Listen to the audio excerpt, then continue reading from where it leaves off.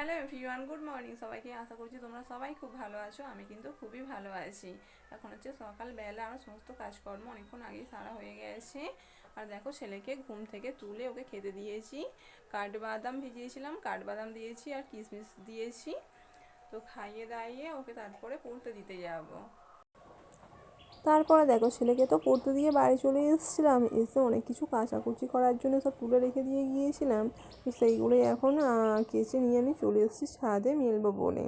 তারপরে এখন বাজে 11টার মতো। দেখো, কলে এখন জলও চলে এসছে। আর কলে জল আসলে না আমার খুব ভালো লাগে, কারণ এখানে যে জলের সমস্যা, তাই আমি জল তুলে নিচ্ছিলাম আগে।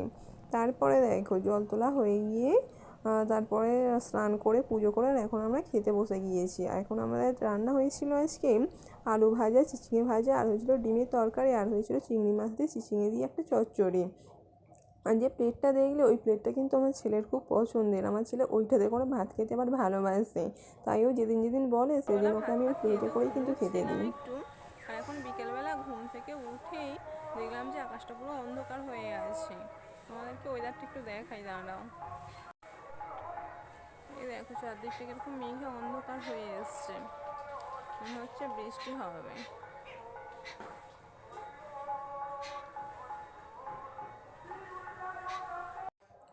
মেঘ করেছিল, যার জন্য জামা কাপড়গুলো আমি তাড়াতাড়ি করে তুলে নিচ্ছিলাম, কারণ যদি বৃষ্টি এসে যায় সব জামা কাপড় ভিজে যাবে।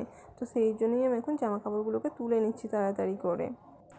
আর এখন দেখো, রাত্রেবেলা খাওয়া দাওয়া হয়ে গিয়েছে, সেই ভিডিও তো আর করা হয়নি। রাত্রেবেলা দেখো, ছোলা ভিজিয়েছি আর কাজু কিশমিশ ভিজিয়েছি কালকে খাবার জন্যে।